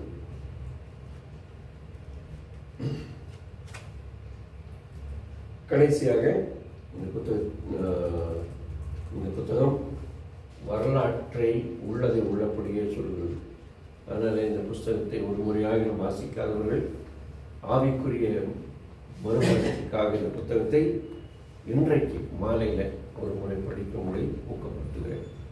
ராஜாக்களின் புஸ்தகம் 4வது புஸ்தகம், அதனுடைய தொடர்ச்சியாக எஸ்ராவும் நெகேமியாவும் வருகிறது. அதனால் அதை படிக்க உங்களை உற்சாகப்படுத்துகிறேன். நான் ராணியை பற்றி சொல்லிட்டேன் சொன்னா. அதனால் எஸ்தர் ராணியை பற்றி நம்ம படிச்சுருவோம். சரிங்களா? சரி. நம்முடைய வேத புத்தகத்தில் கடைசி புத்தகமாக வரலாற்று புத்தகங்களில் கடைசி புத்தகமாக வருகிறது. கடைசி புத்தகமாக வருகிறது. இதோட முடிஞ்ச வரலாற்று ஹிஸ்டாரிக்கல் புக்ஸ் தானே. அவங்கள்ட்ட கேட்டீங்க எஸ்தர் பற்றி என்னன்னு தெரியுங்க? இல்லை, தெரிஞ்சவங்களை சொல்ல வச்சுக்கலாம். சரி.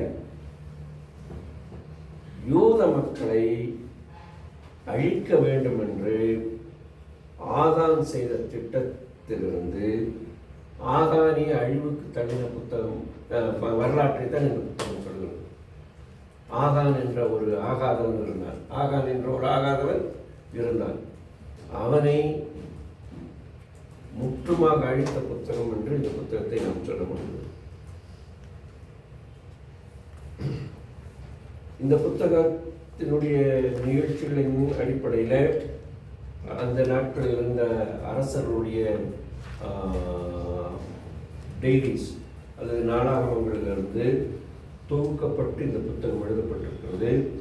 அதனால் இதை ஒருவேளை மொர்தெக்காய் தன் உயர்ந்த நிலைமையில் இருந்த காலகட்டத்தில் இது எழுதியிருக்கக்கூடும் என்று எண்ணப்படுகிறது.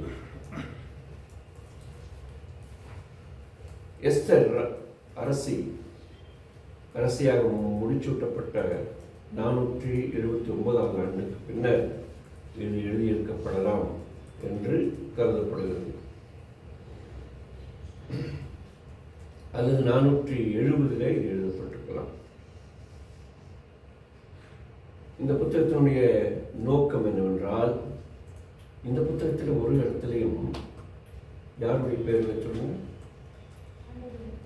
கடவுளுடைய பேரே இல்லை. கடவுள், தெய்வம், இறைவன், சாமி என்கிற ஒரு வார்த்தை இல்லைங்க. அப்படி இருக்கும்போது இது எப்படி பைபிள் வரலாம் என்ற கேள்விகள் அநேகருடைய இதில் இருக்குதான் செய்யுது. ஆனாலும் கடவுளுடைய கரம் இந்த புத்தகத்தில் இருக்கிறதை நம்ம பார்க்க முடியும். கடவுளுடைய கரம் இந்த புத்தகத்தில் இருக்கிறதை கவனமாக பார்க்க முடியுது. இந்த புஸ்தகம் 483வது ஆண்டில் இந்த வரலாறு தொடங்குகிறது.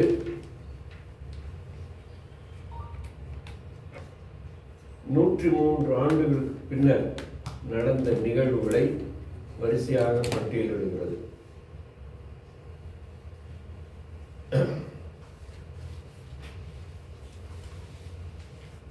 சரி, இந்த புத்தகத்தில் உள்ள சில பிரிவுகளை சொல்கிறேன். 2 பிரிவாக பிரிக்கிற இந்த புத்தகத்தை. முதலாவது, யூதர்கள் பயமுறுத்தப்படுகிறார்கள். முதல் அதிகாரம் 1 முதல் 4வது அதிகாரம் 17வது வசனம் வரை. இதற்கு முன்னால வஸ்தி என்ற அரசியார் மன்னர் மற்ற மன்னர்களுக்கெல்லாம், அரசாங்கத்தில் இருந்த பிரபுக்களுக்கெல்லாம் விருந்து செய்யும் பொழுது தனியாக பெண்களுக்கு என்று விருந்து வைக்கிறார். அந்த நாட்டில் இருந்த வழக்கப்படி ஆண்களும் பெண்களும் ஒரு இடத்துல கூட மாட்டார்கள். இன்னைக்கு யூதர்கள் இன்னைக்கு முகமதியர்களும் யூதர்களும் எப்படி ஆண்களும் பெண்களும் ஒன்றாக இணைந்திருக்க மாட்டார்களோ அதே போல ஒரு சூழ்நிலை. சரிங்களா? அரசி தன் தோழிகளுக்கு தனியாக விருந்து செய்கிறார், அரசர் தன் தோழர்களுக்கு தனியாக விருந்து செய்கிறார். 120 நாடுகளை சேர்ந்த மன்னர்களுக்கு, சிற்றரசர்களுக்கு, பிரபுக்கள் உத்தரப்பட்டு அவங்களுக்கு சிற்றரசர்கள் என்று நாம் எடுத்துக்கொள்ள வேண்டும். அவர்களுக்கு விருந்து செய்கிறார். அப்போது ராஜா குடிக்கிறார், அங்கிருந்த மற்றவர்களும் குடிக்கிறார்கள். அதனால் யாரும் கட்டாயப்படுத்தவில்லையாமா, பைபிளில் சொல்லப்பட்டிருக்கு. யாரும் குடிக்கணும்னு சொல்லி கட்டாயப்படுத்தலை. யார் யாருக்கு என்ன விருப்பமோ அதை எடுத்து சாப்பிடலாம், குடிக்கலாம். அதான். ஸோ இந்த சூழ்நிலையில்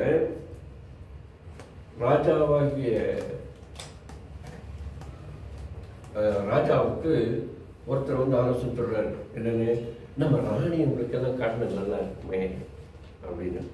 அந்த நாட்டில் வஸ்தி உலக பேரழியாக இருந்தார். வஸ்தி உலக பேரழியாக இருந்தார். இப்போ ராஜாவுக்கும் அப்படி ஒரு எண்ணம் வந்துச்சு, என் மனைவியை அழகை எல்லாரும் பார்த்தா எப்படி இருக்குன்னு சொல்லி. அந்த நாட்கள் ஆணாதிக்கம் ஜாஸ்தி. அதனால் இந்த ராஜா உடனே சிலர் அனுப்பி அந்த அம்மா கூப்பிட்டு வர சொல்கிறார். இந்த பேரெல்லாம் பைபிள் இருக்கு, நீங்கள் அப்புறம் படித்து பார்த்துக்கோங்க. அப்போது அந்த ராணி நான் வரமாட்டேன்னு சொல்கிறாங்க. ராஜா தன்னுடைய கணவர் அழைத்தும் இந்த அரசு வரவில்லை. காரணம் என்ன?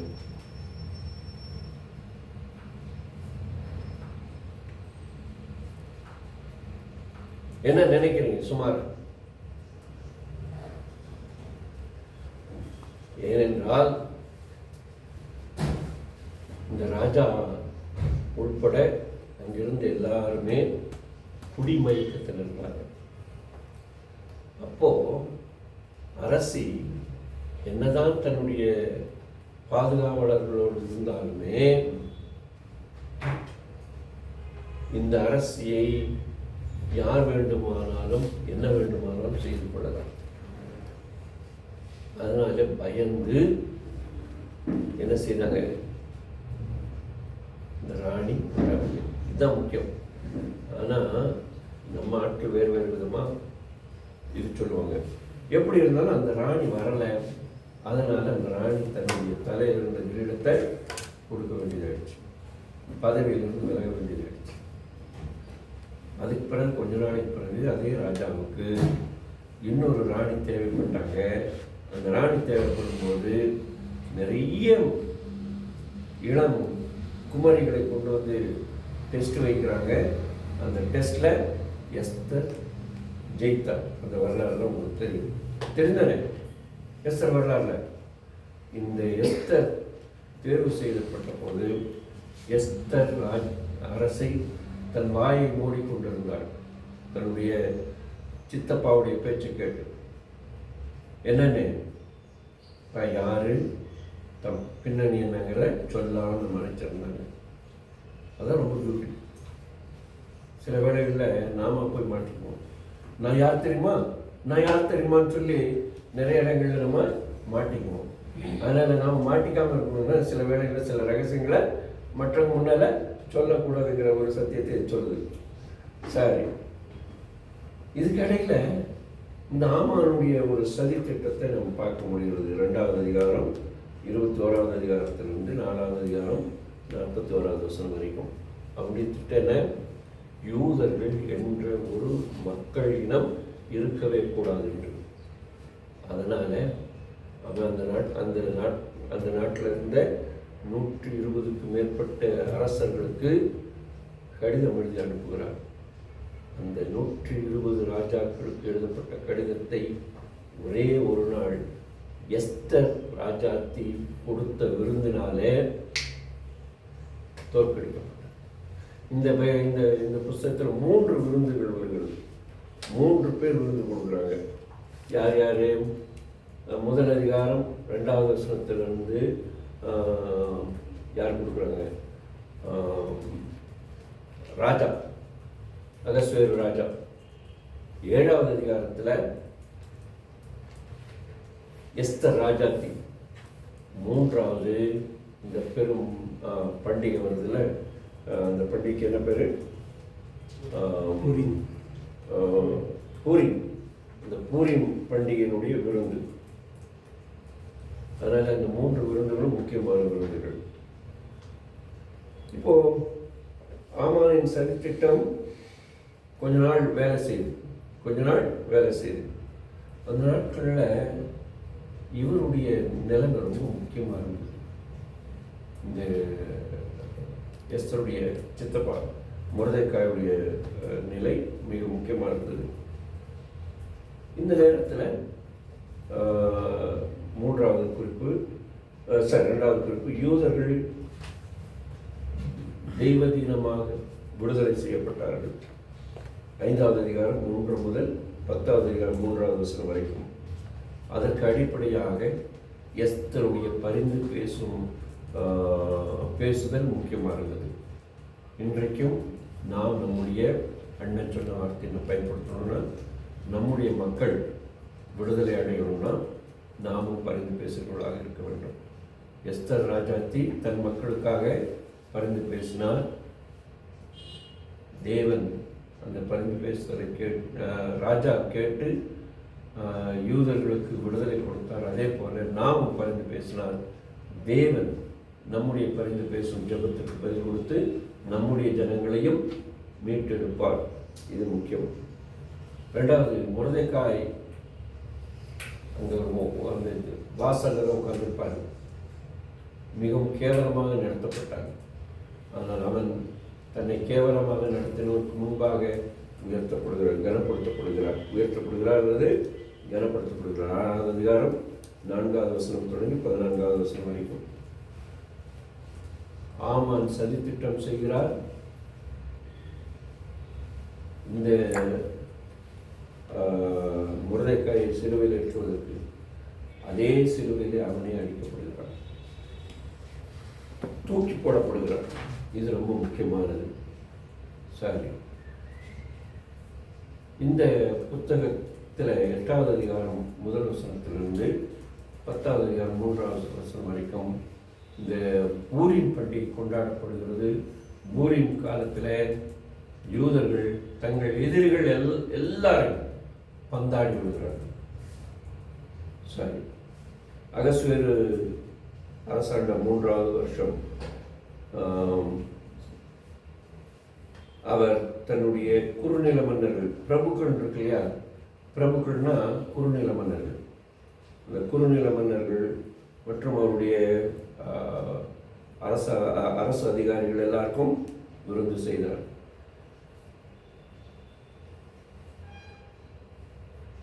ஸோ நம்முடைய ஜெபம்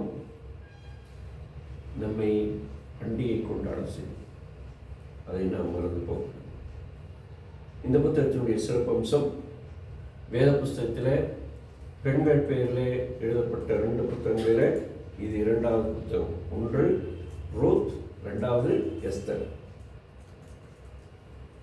இந்த புத்தகத்தில் நான் ஏற்கனவே சொன்னது போல கடவுள், தேவன், இறைவன், சாமி, கர்த்தர் என்ற வார்த்தை எதுவுமே இல்லை. ஆனால் ஆண்டவருடைய கரம் இருக்கிறதை பார்க்க முடியும். எகிப்திலிருந்து தேவன் இஸ்ரவேலர்களை மீட்க மோசையை பயன்படுத்தினார். அதே போல பாபிலோன் சிறையிருப்பிலிருந்து மக்களை விடுவிக்க தேவன் எஸ்தரை பயன்படுத்தினார். இன்றைக்கும் யூதர்கள் இந்த பூரிம் பண்டிகை கொண்டாடும் போது எஸ்தர் புஸ்தகத்தை வாசிப்பார்கள். நம்முடைய பைபிள் ரீடிங் செய்யணும் இல்லையா, அதே போல இந்த புத்தகத்தை படிப்பார்கள். இந்த புத்தகம் இந்த பூரிம் பண்டிகை கடவுளால் நியமிக்கப்பட்ட பண்டிகை அல்ல. கடவுளால் நியமிக்க பண்டிகை 7 அந்த பண்டிகைகள் அல்ல. ஆனால் இது இவர்களுக்கு என்று சிறப்பாக செய்யப்பட்ட ஒரு பண்டிகை. இந்த பூரிம் பண்டிகையும் பஸ்கா பண்டிகையும் ஒன்றாக சொல்வார்கள். இந்த பூரிம் பண்டிகை யூதர்களுக்கு அரசு விடுமுறை நாள். இது சாதாரணமாக பிப்ரவரி 28ஆம் தேதி வரும். சாதாரணமாக பிப்ரவரி 28ஆம் நாள் வரும். இந்த புஸ்தகத்தில் இந்தியாவின் பெயர் குறிப்பிடப்பட்டது. இந்தியாவின் பெயர் குறிப்பிட்டது. இன்றைக்கு நாம் இந்தியாவில் பெருமை பாராட்டுகிறோம். அப்போ இந்த பகுதியில் இந்தியாவில் இருந்ததுன்னு தெரியாது. இருந்தாலும் இந்தியா என்ற பெயர் குறிப்பிடப்பட்டிருக்கிறது. இப்போ நமக்கு 10 அதிகாரங்கள் இருக்கிறது இந்த புஸ்தகத்தில். 11வது அதிகாரத்திலிருந்து 16வது அதிகாரம் வரைக்கும் கத்தோலிக்கருடைய புத்தகத்தில் இருக்கிறது. அந்த புத்தகம் முருதைக்காயினுடைய பிற்கால வாழ்க்கையும் எஸ்தர் ராசாத்தியுடைய பிற்கால வாழ்க்கையும் நமக்கு குறிப்பிடுகிறது. அதனால் அதை பற்றி நீங்கள் கவலைப்பட வேண்டாம். இது 10 அதிகாரங்களாக இருக்கிறது. God bless you. சந்தேகங்கள் இருந்தால் கேட்கலாம். 5 நிமிஷம் 2 காலத்து முடிச்சிடும். அண்ணன் வந்து இந்த வசதியை பற்றி சொல்லும்போது எல்லாம் பிடிச்சிருந்ததுனால பயந்து போய் வரலன்னாங்க. ஆனால் வேதத்தில் குறிப்பிடப்பட்டது என்னென்னா வஸ்தி ஒரு பெருமை உள்ளவளாக இருந்தான். இந்த வஸ்தி வந்து எதை குறிக்குதுன்னா லூசிபரை தான் குறிக்குது. ரொம்ப அழகான வஸ்தி, அழகான மாதிரி லூசிபரும் ரொம்ப அழகானது. அந்த வஸ்தி இடத்துல எஸ்தரை கொண்டு போய் வைக்கிறான். லூசிபர் இடத்துல யாரை கொண்டு போய் ஆண்டவர் வைக்கல. இது வந்து கடவுளோட பேர் வரல, ஆனால் கடவுளுடைய திட்டம் ஃபுல்லாக புரிஞ்சுக்கலாங்க. நான் ரொம்ப என்ன சொல்லுது ஆசையோடு வாசித்து தியானித்த ஒரு புத்தகம். இப்போ வந்து வஸ்திக்கு பதில் எஸ்தர், லூசிபருக்கு பதில் யாரு யாரு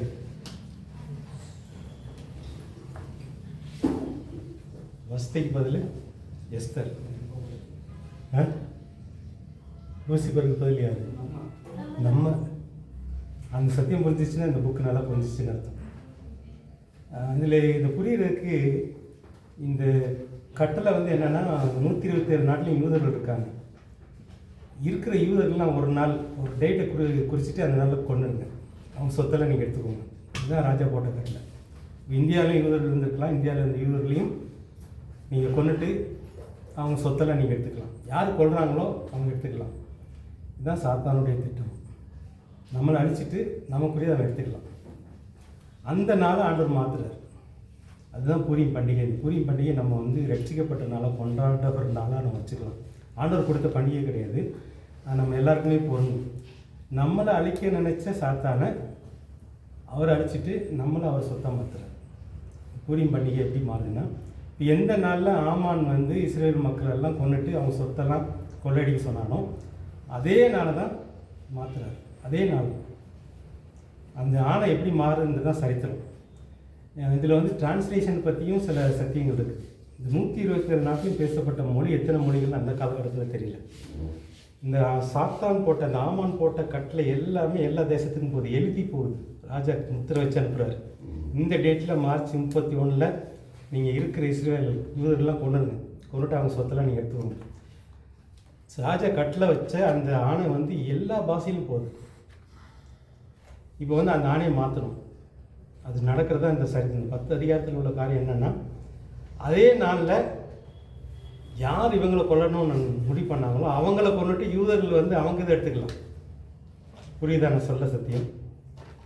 எஸ்தர் புஸ்தகத்தில் அடங்கியிருக்கிற சத்தியம். இல்லை முக்கியமாக பார்த்தீங்கன்னா இந்த எஸ்தரை தேடும்போது உலகத்தில் இருக்க எல்லா நாட்டில் இருக்க அழகையும் கூப்பிட்டு வருவாங்க. கூட்டிகிட்டு வர்றது அழகி அவங்கள வந்து 1 வருஷம் அழகுபடுத்துவாங்க. அதுக்கப்புறம் தான் ராஜாவுக்கு முன்னாடி போய் நிற்கிறோம். இது எதை குறிக்குது? இந்த பைபிள் டிரான்ஸ்லேஷன் எதை குறிக்கும் அப்படின்னா, இன்றைக்கும் இந்த வேதம் எல்லா மொழியிலையும் போகிறதுக்கு காரணம் சாத்தா ஏற்கனவே திட்டம் போடுறதுக்கு எல்லாத்தையும் அழிச்சிட்டு நரகத்துக்கு கொண்டு போயிடலான்ட்டு அந்த மக்களை வச்சு சாத்தானை அழிச்சிட்டு அந்த மக்களை நித்தியத்துக்கு சேர்க்கணும். இந்த ஆண்டுடைய திட்டம். வேதம் எதுக்காக போகுது அப்படின்னா, வேதம் எதுக்காக நம்ம கையில் கொடுக்கப்பட்டது அப்படின்னா அந்த இதை அப்படியே மாற்றுறாரு. இது வந்து பவுல் பின்னாடி வேறு மாதிரி எழுதியிருக்கிறாரு. ஆனால் இதோடைய சக்தி அதுதான். அந்த இதை குலைத்து அவனுடைய எழுத்தை குலைத்துன்னு வரும் புதிய ஏற்பாட்டில் வரும்போது பார்த்தீங்கன்னா.